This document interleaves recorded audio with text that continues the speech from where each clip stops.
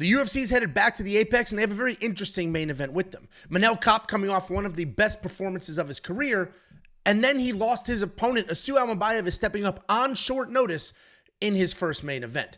My name is Angelo. This is We Want Picks. I'm going to break down the entire UFC Vegas 103 fight card, giving you my picks, predictions, and bets. But before we go forward, let's go backwards. UFC Seattle was a wild card.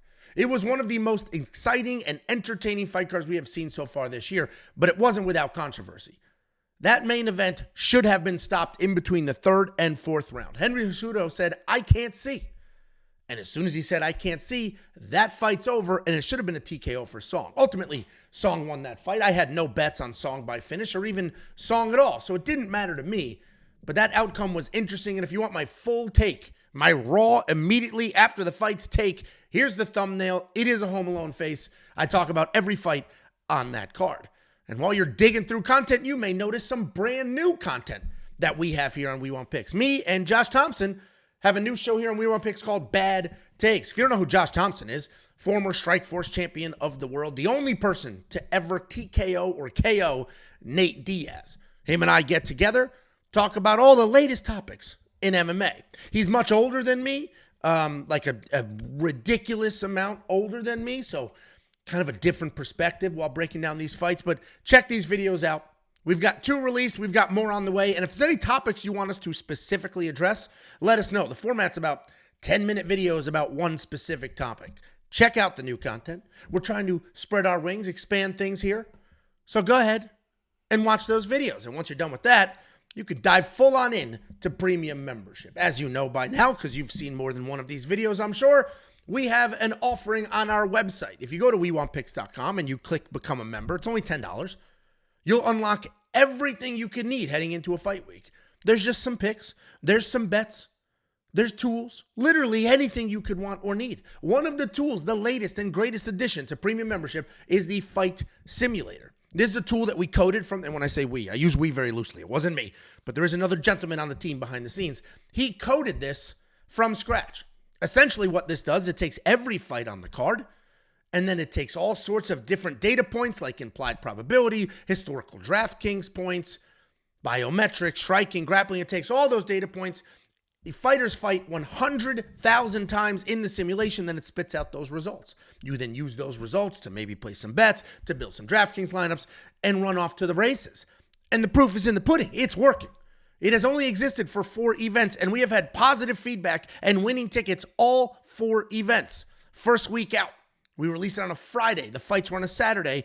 I'm immediately getting messages. And that's the one on the left. Hey, I only did 50-cent entries because I didn't know what I was doing. I made a ton of money. Next week, hey, I made $800. First time I ever used this thing. Next week, first time using the event simulator. I smoked. Last week, same thing. Absolutely dominated with my DraftKings fantasy. And then this week, I get this email from Brad. I just woke up. I was up till 1:30 in the morning filming the UFC Seattle recap. Eyes are bone dry. Go to bed. You got to try to wind your body down. Wake back up at 5 o'clock after almost no sleep whatsoever. Get a coffee. Try to wind back up so I can film this video. And I get this email. We always are flooded with emails after an event, good and bad, depending on how the event goes, depending on which bets you went with, which ones you didn't. This is from Bad. It starts off with, "Just wanted to let you goofballs know." And I was like, here we go. I'm going to hunt this person down. I'm going to smack him in front of his child. And then it turned. By using the app and your guys' picks, the Freckled Salamanders dogs, Angie's picks, along with the resources inside the app, I got second place using DraftKings Fantasy, and I made $5,000. I was 4 points away from $10,000. So thank you, Brad, for reaching out. Sorry I immediately judged you and in my head smacked you around in front of your young family, but things are working. The tools are tooling. The picks are picking, the bets are betting, all the things are happening. You can unlock all of it, including the data analyzer. I know a lot of you watch this for just pure entertainment. Thank you for being here. A lot of you watch this for the insight. Thank you for being here. Some of you watch this as part of your routine. You watch 3 or 4 other slapdicks, probably with graphics not nearly as good as mine, certainly not with my sense of humor, my good looks, or my height, but I'm part of your routine. And then you go and you do your own notes. You do your own research. Well, might I suggest to you using the data analyzer. The data analyzer is another tool that we built from the ground up. It is your one-stop shop for everything research related. You're going to get every fight on every card, historical and future. And then you get to see each fighter's matchup, all their biometrics, all their grappling, all their striking. You can add, remove filters. The example in this screenshot is significant strikes landed in decision wins for Arman Tsarukyan. And then you can see a little graph in the image. The graph is every single one of the fights that they have had. And then you hover over the plot point on the graph, and it'll show you who the judges were, what the outcome was, what the scorecards were, all of that. And then if you click on the plot point, a video pops up, you can watch the full tape. It is by far the greatest research tool in this space. Period. End of story. You're also going to have access to more than just me. Of course, I'm here, king of the castle, which is not true. Jacob is officially king of the castle. Jacob had an unbelievable UFC Seattle. He's also hit 3 of his last 4 underdog lock of the weeks. His bets were slapping last night. Bet Sam creating generational wealth over the last couple of weeks. We got Artem giving you picks and bets and breakdowns for regional shows, not just UFC. And then we have an artificial intelligence doing what it does. Whatever the hell that robot does behind the scenes, it's doing it. Every single thing that we do. The 5 people or beings giving you picks and bets. The robot doing robot things. The artificial intelligence. The fight simulator. The DraftKings fantasy tools. Everything that we do. $10 for an entire month. Just go to WeWantPicks.com. Click Become a Member. Everything we do is also available inside of the app. Go to the App Store. Search We Want Picks. Download the app. Even if you're not a premium member, the app has push notifications and we use it. Anytime something big happens, any craziness, any new content here, push a notification. And we're going to start using notifications more and more and more. And as the app evolves and as the app gets updates, there'll be more features, more functionality. We're looking to add some community aspects, all those things. Before you ask, right now it is iOS only. We had an Android version. There was something kludgy with the login, but we're working on it. Eventually, everything will work perfectly and seamlessly, as it all does. But for now, download the app, use the app, make sure notifications are on. And here's what that 1 month looks like for you. If you become a premium member today, what is today? February 23rd. You will have full access to every single thing that we do till March 23rd. An entire month of picks, bets, tools, breakdowns, and more. WeWantPicks.com. Click Become a Member at the top. And finally, UFC 313 is next week. Full access if you sign up today for everything, including UFC 313. UFC 313 is a pretty good fight card. We have great co-main, great main. And for the pay-per-views, like UFC 313, I film vlogs. And part of the vlog is the mail day. We get the mail from the P.O. box. Whatever it is, we read the letters, we open it, we do all the things. I got to be honest with you. I went to the post office yesterday, as I do, and there was a box. And I was like, I can't wait a week and a half, 2 weeks. I can't wait. I need to know what's in this box. So I turn on the camera, I rip it open. You are going to be shocked. It was wild. Thank you from the interesting person from Maine that sent this box. Once you see in this coming vlog for UFC 313, I'd like to clarify the box is for Jacob, not for me. Make sure you check that vlog out. And if you want to send something funny, serious, a letter, whatever it is, you have a small business. Hey, Ange, trying to get this business off the ground. Well, we target adult men, and you have a large audience of adult men. Not in like a weird way. So here's my product. Show them, please. Awesome. P.O. Box 406 in Prosper, Texas, 75078. Let's go ahead and break down this card. And before I give you the picks, 2 notes. 1, this fight order is definitely not final yet. When it is final and we break this down again, you'll have it in order. 2, I mean, these might be some of the best graphics I've made.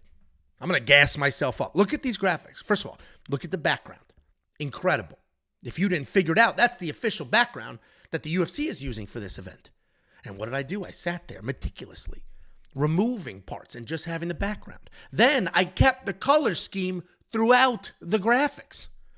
Every data point you could. I mean, this is, we got Hayabusa on there, huge supporter of the show. If you don't know Hayabusa, high-end training gear. I mean, this is, I gas up these graphics, guys. Gas them up. I'm going off 2 hours sleep. The only thing keeping me awake right now is looking at the spectacular images. It's not Tapology, I'll tell you that. Opening up the UFC Vegas 103 fight card, we have Ricardo Ramos taking on Chepe Mariscal.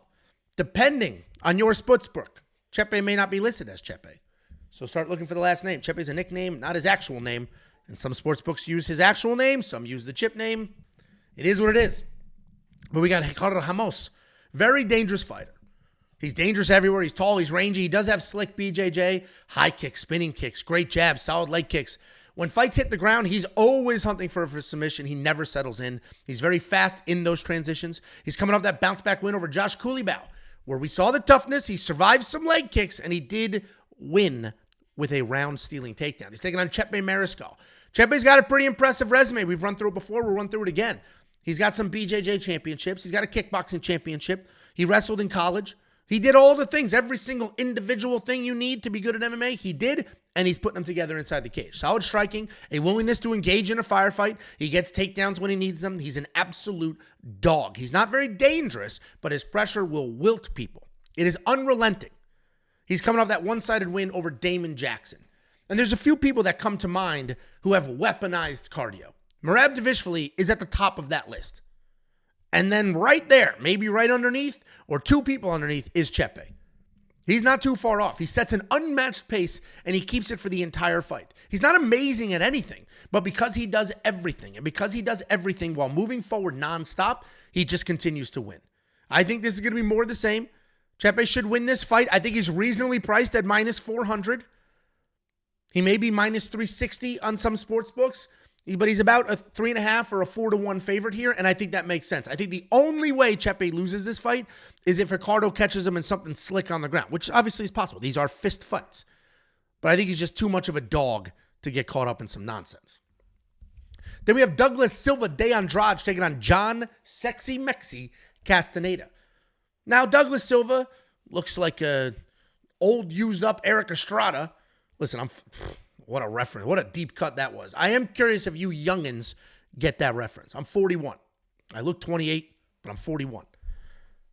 I want to know, without Googling it, weirdo, if you knew who Eric Estrada was when I said it. And if you don't know, that's fine. Then Google it and tell me that my reference was spot on. That doesn't look like a used-up Eric Estrada? Anyway, we have motorcycle cop Douglas Silva de Andrade taking on John State Trooper with that mustache, Castaneda. Douglas Silva de Andrade, he's been around forever. And if you look at the record, you'll see that he's fought a who's who of former champions from different weight classes. He's a compact guy, good boxing, lots of power. He's got solid BJJ on the ground, but it's mostly there as a backup plan because he's not really initiating offensive wrestling very often. His ideal fight is a dirty boxing match inside the pocket or staying on top on the ground where he usually could win a scramble to get there. He's coming off that decision loss to Miles Johns, where he was just a step behind in the striking and finally started to show his age. He's taking on John Castaneda, a fun come-forward fighter. Very well-rounded guy, sets an incredible pace himself. Former Division II wrestler who loves coming forward with fast hands and then shooting takedowns. When he has the opening, he will go for it. He does not have a ton of power, but he makes up for that with the forward pressure and a wide variety of strikes. He's coming off that loss to Daniel Marcos, where he just could not compete with the hands. You're going to see a 2-1 favorite here in John Castaneda, and I think this fight is way closer than those odds. I don't think Castaneda should be 2-1 here. I think he wins. I'm going to pick him to win. He's younger, he's faster, plenty of cardio. But Andrade is a tough matchup because he's solid. He's built like a bowling ball. He's hard to take down. He's got an insane chin. So he's going to be there the entire 15 minutes standing in front of you firing back. If Castaneda comes in thinking that he's going to push a wrestling place and bully Douglas Silva de Andrade, I don't see that happening. He may end up in a situation where he gasses a little bit and all of a sudden the scorecards are wonky. I am going to pick Castaneda here. I am going to monitor this line, though. Maybe we get lucky. Maybe it tightens. I don't know. He should win. Like I said, younger, faster, busy. But it is like fighting a bowling ball or a tree stump. Douglas Silva de Andrade is going absolutely nowhere. He's going to be there full 15 minutes. He's going nowhere. And just thankfully he's slowing down because that's how Castaneda is going to win this fight. Then we have Charles Johnson taking on Ramazan Temirov before I get some nonsense about, bias. He's biased because Charles Johnson was on their show. Okay, well, get over it and wait for the breakdown. Charles Johnson was on our show, and what I will say, that was my first time interacting with him, obviously, and he was on our show, me, Jacob, Chuck, doing a live show with the fans. Guy's awesome. First of all, he's like a genius. He's smart as hell. He's creative. He's artistic. I left that being like, this is a very likable guy. Like, holy shit. Because you don't really get a lot of them, meaning he'll do a post-fight interview and he'll do a thing here or there, but you don't really get to see inside their... Okay, let me back up and word this differently because this is about to get some grinder level weird, see inside of them. You don't really get to see them for who they are. You see them as a fighter, and then you're either happy or mad depending on what you thought ahead of time. But having him on the show, and you can go back and watch that show, you're like, wow, this guy's smart as shit. He's clever. He's funny. He stands up for what he believes in, and he's a decent fighter. So Charles Johnson, all the respect in the world. And I'm putting that out here ahead of time. So when I get to the pick, which you don't know what the pick is, I don't have to hear about, oh, just because he was on the show. Because that's all I heard when Jarzinho. Oh, just because he's on the show. I heard that with Yusuf Zalal. Yusuf Zalal was on the show. I picked the guy, a freaking 4-1 favorite. People are like, he only picked him because he was on the show. Guy's a 4-1 favorite. We got Charles Johnson, busy technical striker with decent takedown defense and really nice hand speed. Good output at almost 5 significant strikes per minute. And he can keep that pace for a full 15 minutes. He is 6-4 in the UFC, but all 4 losses are to quality fighters who turned into wrestlers and didn't strike. He's now one of the most active fighters on the planet. He's looking for his 5th win in a row, and he's coming off that win over Sumar Derji, where we saw a little bit of power and some wrestling coming out of the Johnson side. He's taking on Ramazan Temirov. You may see him listed as Ramazan Bek, but it's the same gentleman. Lightning fast striker with short legs but crazy power. He's incredibly fast. He's got no issues marching forward to find that knockout. He's creative on his feet. He'll mix in some powerful overhands with some spinning back kicks. You're not going to see much in the way of wrestling from him, but the takedown defense looks pretty good. He's got some dog in him. It doesn't take a ton of state study to see that you can get him rocked, but he will go ahead and push through. He's coming off that successful UFC debut where he finished CJ Vergara. And this should be an absolute banger fight. And I think these odds are spot on. We're essentially at even odds. Charles is a tiny, slight underdog. And I agree with that because while Charles is the more technical, the cleaner fighter, Temirov is probably the more dangerous of the two, which means for Charles to win, he probably has to fight a perfect 15 minutes, which we've seen him do before and he can do. But Temirov just needs to connect once or twice, and that could happen at any point. Charles' losses in the UFC are all to nasty wrestlers, which is not what we have here. This is essentially power and speed versus footwork, cardio, and technique. I am going to slightly, ever so slightly, lean Temirov here because I think that power perception might matter to the judges. This is going to be a fun one. I'm not going to bet on either one of these guys, I don't believe. Both of them have some dog in them. But we've seen recently judges care less and less about clean technique and less about takedowns and just more and more about damage and power and who's looking to finish. So I do think Charles Johnson absolutely can stay on the outside, just be technical, fast, worst in and out of the pocket, do that for 15 minutes, maybe give up the first round, and as Ramazan slows down, take over. That absolutely could happen, wouldn't be surprising at all. Or Ramazan comes in, bombing away for 15 minutes, landing some decent shots, even if he's outstruck volume-wise, could win a close decision. The judges take it. So this is a fun fight. This is a razor-thin fight. I'm going to go ahead, slightly lean Ramazan, and that's really just me trying to anticipate what the judges are going to do, not necessarily what I would do, because you guys have made it very clear you don't like how I score fights. So we'll see how this one's over. We'll see the recap video, and then we'll go from there. Then we have Andrea Lee taking on JJ Aldrich. Listen, I'm about to tell you that Andrea Lee's not as bad as you think she is, and you're about to flip out. Just wait. Just wait. Just listen. Our ears are open. Our smiles are on. Okay? Welcome to class, pussies. We got Andrea Lee taking on JJ. I would not talk to a child like that, by the way. I know that was like a kindergarten thing. I would not. I don't talk to my children, my neighbor's children. I would not talk to a child that way, just so we're clear. Unless, Andrea Lee. Yes, 0-5 in her last 5. She is working on levels of losing that we haven't seen in the women's division before. But despite losing 8 of her last 10, Andrea Lee is a dynamic striker. She uses basics pretty well. She's very tough. The grappling has some improvements in there. She's averaging almost 2 takedowns per fight. She's still managing a positive striking differential. Her takedown defense can use a little bit of work. It sits at 54%, but her striking is clean. She can have success in a pure striking match. She's riding a 5-fight skid, which you might say, well, that means her career fell off a cliff. But if you look a little closer, those are quality losses, and most of them are split decisions, razor thin. She's taking on J.J. Aldrich. J.J. Aldrich is decent as well. Good takedown, solid top pressure. She fights well within her skill set. She doesn't really take any risks. Primarily a striker, but she does have a negative striking differential, and she relies on volume to squeak out wins. She's not dangerous anywhere, but she is decent everywhere. She's coming off that loss to Veronica Hardy, where she was rushing forward recklessly, looking for body locks, but was just getting blasted on the way in. First of all, if you're watching this video for insight on this fight and you're planning to bet, I'm going to bet on the Andrea Lee fight, then you are a disaster. You need professional help. No one, absolutely no one should bet on this fight. You have a very real problem with yourself if you go ahead and take money out of your wallet and put it on these two women, either one of them to win. With that being said, Andrea Lee at plus 163 are decent odds. Like, this is pretty good odds. There's some good value there, and it might be worth a stab. Listen, JJ stinks. Like, she stinks. I don't know about, like, physically speaking, but, like, in the cage, she stinks. She's inconsistent. She can't wrestle. She doesn't have good enough striking to beat good strikers. Andrea hasn't exactly, like, been winning, but she doesn't suck. She's had some tough matchups. She's had some tough breaks on the scorecards. She's still a good striker who can manage range. And if she's all those things still and got a full camp in and isn't just mentally checked out, she can beat JJ the exact same way Veronica Hardy did. Just punch her ass in the face while she's charging forward recklessly. Andrea's the pick. Please do nothing with that information. And hopefully she's not on like a Tony Ferguson level, just absolute fall off. But I just don't have any confidence in J.J. Aldrich whatsoever to do anything she's supposed to do in this fight or any other fight. Then we have Danny Barlow taking on Sam Patterson. Danny Barlow, rangy striker, very real power. He likes to work at that range, but he will enter the pocket with lead uppercuts and hooks. And even though he's got a bunch of early finishes, he does take his time. He waits for the shot. He's composed. He doesn't headhunt. He has powerful kicks as well.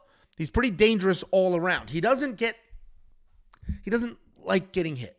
And nobody does, but the pressure bothers him more than most. He tends to shell up, and then he'll shoot a takedown. On the ground, though, solid BJJ in good positioning. He's coming off that win over Nikolai Vertenikov, where he did miss weight, but we saw the speed, we saw the accuracy. He's taking on Samuel Patterson. Tell me this kid isn't a Samuel. That's not Sam.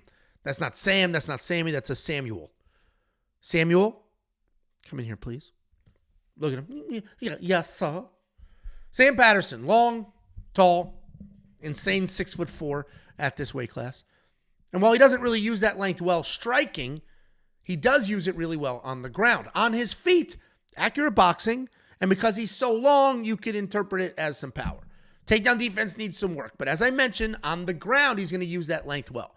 He's constantly wrapping up something, looking for a submission. He's coming off that submission win over Kiefer Crosby, and before you put a ton of, like, oh, he submitted Kiefer. So, it's Kiefer Crosby, dude. Samuel relies entirely too much on his length. He was born tall, and he's just like, this is who I am as a person now. This is my entire identity. I'm tall. He needs that length. And while it's always a good thing to understand your body and to use it to the best of his abilities, you cannot build your entire career just around being long, especially in this case, where he's fighting somebody with a longer reach. So there goes Samuel's length because Danny Barlow has longer arms. I think Danny's going to control the striking because he actually uses his reach well. I think he could potentially find a finish. My only concern on the Danny side would be a situation where he ends up on the ground. And I haven't seen enough of Danny's ground game to be confident one way or the other. Let's hope we don't find out. Dan's going to be the pick. Maybe we find a fun prop bet here, but I just don't see Sam Patterson winning this fight. And then we have another Danny. We got Danny Silva taking on Lucas Almeida. This is going to be a pretty fun fight because Lucas Almeida is a powerful striker. He loves throwing heavy 1-2s. He comes forward. He sets up that big right hand. When he senses blood, he will literally drop his hands, march forward, and throw anything he can to try to find that finish. He's aware enough to know that he is a striker and not a grappler. So even if he ends up in a weird situation with his scramble, we've seen him end up on top and then literally stand up like, nah, I don't want to play this game. Literally stand up and fully reset. His takedown defense is not great. It's right down the middle at 50%. It is the largest hole in his game. He's coming off that decision win over Timmy Kwamba, where the striking actually looked phenomenal. He's taking on Danny Silva. And while he's trying to riz you up with those eyes and that hair in this picture, His fighting technique is pretty good as well. He's a striker, clean technique. Plenty of movement. He likes to invest in the body early for a late payoff. He gets hit more than he hits his opponents, which is crazy because he's landing more than 8 significant strikes per minute. And he's still getting hit more than he's hitting other people. He doesn't have much in the way of offensive wrestling, but he does have decent takedown defense and a good get-up game. He's not amazing at anything, but he's a solid striker who can wear you down and take a decision. He's coming off that close win over Josh Cooleybow, where he had early success, but ultimately had to rely on his wrestling, which typically isn't there, because his striking defense just got on an airplane and flew to the other side of the world. This should be a fun scrap between two primary strikers. If I didn't just see Danny Silva get 4 takedowns in his last fight, I would be all over Lucas Almeida here. Danny's striking defense is insanely bad, and Lucas is a good striker. But I did see those takedowns, which means if Danny gets dotted up, which he will, as he does have a backup plan. Danny's also the more durable of the two, so Danny Silva's going to be the pick. But until he cleans up his striking defense, he's a hard sell at minus 190, minus 180, whatever those odds are. And if you want $50, I'll give you $50. Go to WeWantPicks.com/bets. Use our affiliate link to sign up with any one of the sports books. Make a deposit.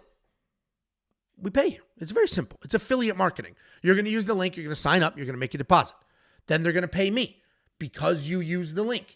And then I'm going to slice off $50 and I'm going to give it to you. It's unbelievable. It's so simple. So simple.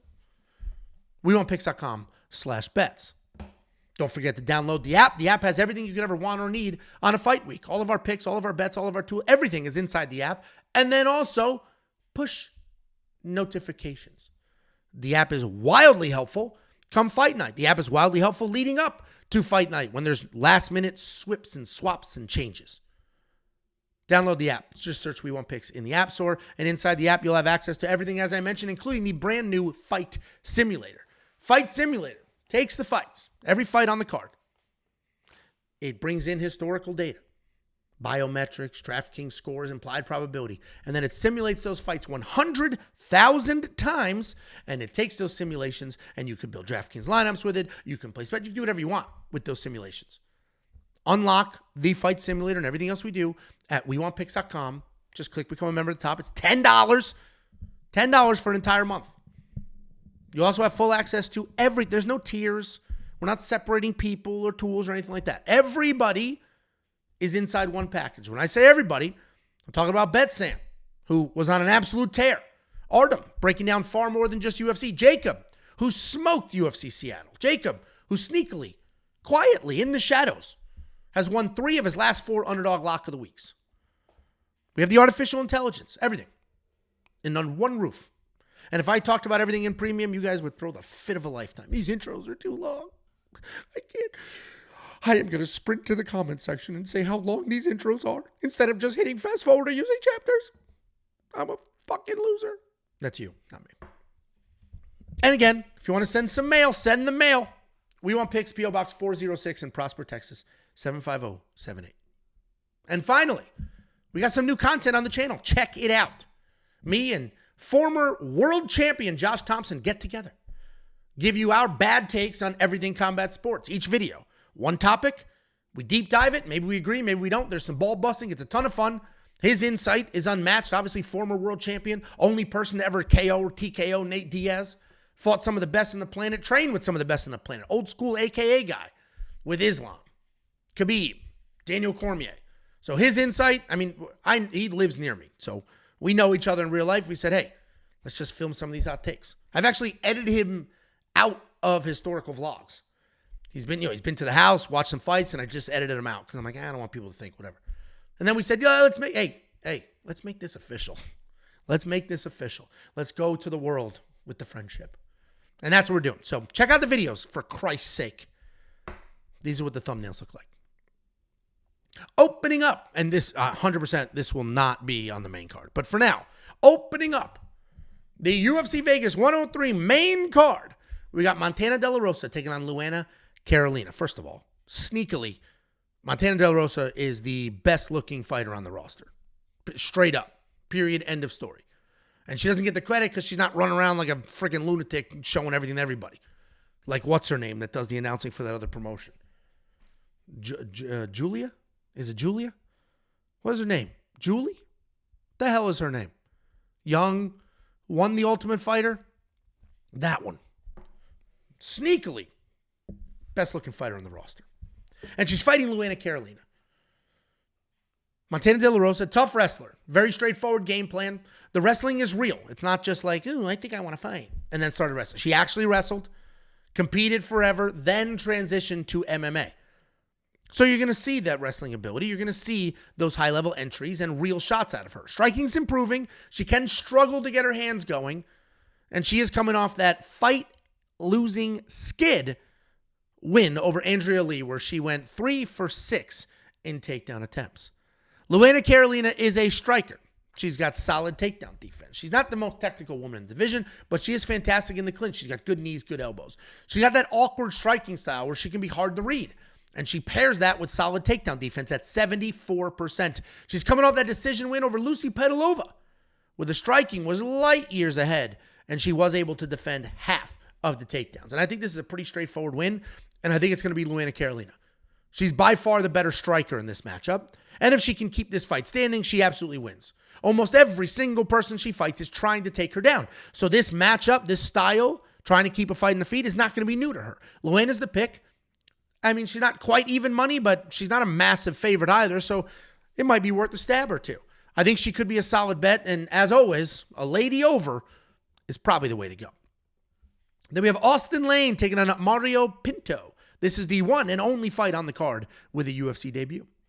Austen Lane, as we all know by now, former NFL player. He started his MMA career about 10 full years ago. He's a large dude. He's powerful. He's athletic. He's competed at the highest level in multiple sports. For his size, wildly athletic. He's going to come in, flurry of strikes, probably try to get you to the cage and grapple. He can grapple. He uses that size, that athleticism to get you to the ground. He's coming off that underdog win over 6'7" beast, Robelis de Spain, where he was on his bicycle before sprinting in for takedowns. He's taking on UFC newcomer Mario Pinto. Technical striker, takes his time to find the rhythm, find the rhyme, before settling in and letting his hands go. He does a nice job working in leg kicks as well. And despite having some power, he doesn't chase it. I do kind of hate his striking. You watch the fight, just hate it. Because he tends to lean, leans his head back. Instead of bobbing and moving and blocking, he literally will lean his head back to avoid strikes instead of using footwork and body movement. He's definitely talented. He can grapple as well. He's got some solid takedown defense. Really good top work if he ends up there. Last fight out, we got Austen Nurmagomedov. But that was because his opponent was a Taekwondo Olympic beast with huge wrestling holes. This is a very different matchup. Austen with an E is going to have to worry about a lot of things here because Mario's got good enough takedown defense to keep it standing. I think Mario can win here. He's got the power. Austen historically was chinny. But I don't know if I'm confident enough here for the 3-1 odds. Mario's good. Austen's not great. But this could be like a veteran savvy situation.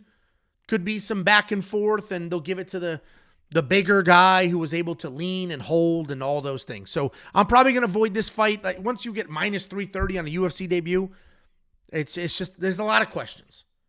And, I just, conservative advantage, okay? Conservative advantage. Let's just, let Bet Sam bet. This is the exact type of fight that Bet Sam is like, well, I'm 100% sure, and here we go. And then I look at him, I'm like, what the hell's wrong with this kid? And then he's 100% right and cashes a bunch of tickets. This is exact, let's see where Bet Sam's bets are, but that's the exact type of shit. He did it with Taliesin Teixeira, and I'm like, Jesus, dude. Like, this kid's a UFC debut. He was just injured. Like, what the hell are you doing? And then, obviously, he was right. Then we got Nasrat Haqparast taking on Esteban Ribovics in a spectacular fight. This is a very, very, very good fight. A sneaky good fight. This is a good fight card. I'm running through these names, and you recognize every single name on here except Mario Pinto. Every other name you recognize. And these are good, and not like, oh, they're on their way out. Andrea Lee is the only person that probably loses her job if she doesn't win. Everybody else is like sneakily making things happen in the background. In fun fights, exciting matchup. This is a great fight night, and Jacob will be there in person. So if you're watching this broadcast, listen for hot dogs, because I guarantee you will hear it in the broadcast. If there's any silence whatsoever, you will hear somebody yell, hot dogs. We got Nasrat Haqparast. Solid striker, high volume. He lands more than 6 significant strikes per minute. Very good 84% takedown defense, and that ensures he can keep his fights standing where he wants them. When he can push the pace and he can find a rhythm and a rhyme, He's a very hard guy to beat. If you stay busy, you stay in his face like Bobby Green did, you can have some success. He is coming off that hometown win over Jared Gordon, where the striking was fast and clean, but he was backing up, and I don't necessarily think he won that fight. He's taking on Esteban Ribovics. He's very good. He's an impressive striker. He's got some sneaky power. Strikes are tight, short, accurate. He has a high, tight guard. He works forward. He picks his shots well. And despite his impressive knockout highlights, he's not just a striker. He has nice takedowns. Solid BJJ as well. He'll shoot clean doubles, upper body trips. He'll get you to the ground, immediately look to snatch something up. He's coming off that close win over Daniel Zellhuber, where he did struggle with the range, but he kept the power and survived the late onslaught. And I'm pretty high on Ribovics. He's got dog in him. We saw that in the Loic fight. He has some wrestling. He's got striking. Nasrat's not very dangerous. So I think Ribovics can win here, and I think he looks good almost everywhere. Nasrat does tend to win those ridiculously close decisions, but I genuinely think this won't be close enough to steal. Plus, Vegas judges don't give a shit about Nasrat. So we may get an actual unbiased decision in Viva Las Vegas. Then we have Hyder Amil taking on William Gomis. I'll tell you right now, guys, I am doing everything possible to put aside my raw hatred for boring-ass French William Gomis. I'm doing everything. I'm trying to put my bias aside because I saw this and I was like, oh, I hope you get smoked. So we're going to put that aside. We're going to break this down clean. Clean. No bias whatsoever. Skinny dork William Gomis sucks at fighting and loses. That's the breakdown. Let's move on. Now, we got William Gomis. He is a pretty well-rounded guy. He can strike, he can grapple, he can outwork people. Hard to label him in any one category because he genuinely can do all of the things. He's got solid Muay Thai striking. He's an opportunistic grappler where he can snatch something up in a scramble. The criticism on him is that he's low volume and he's an asshole. He has almost 1 hour of cage time. Almost 1 hour of cage time in the UFC. And he still lands fewer than 3 significant strikes per minute. And notice I said fewer and not less because that is the appropriate way to use that word. Educated Ange. He is coming off that robbery win over Joanderson Brito, where I am not open to alternative feedback. That was a robbery. I'm not open to alternative feedback. Keep your shit to yourself. Taking on Hyder Amil, an aggressive striker who will walk through fire to find the pocket. He's got a solid chin, solid power, sets a nice pace early. He is not a very good wrestler, but he will work fights to the ground when he gets the opportunity. On the ground, he's going to throw heavy. He'll bomb away, but he can give up positions and end up in trouble. He's coming off that knockout win over Zhang Lee, where he baited him into a firefight and won. I can't stand Gomis. I think his eyes are stupid. I think he's boring. I think he probably smells. I can't stand the guy. I hate watching him fight. And I do not think he beat Joanderson Brito. Again, not open to alternative feedback on that topic. I do need to put that aside, though, because Gomis is better than Hyder everywhere, except raw power. He's more tactical, more control, managed range well. I think Gomis dances around, touches up Hyder with the freaking 3 significant strikes per minute, and Hyder's just punching air. I think Gomis wins here. There is a world where the insane forward pressure and the bombing away could steal some judges, could impress them. But Gomis is the 2-1 favorite here.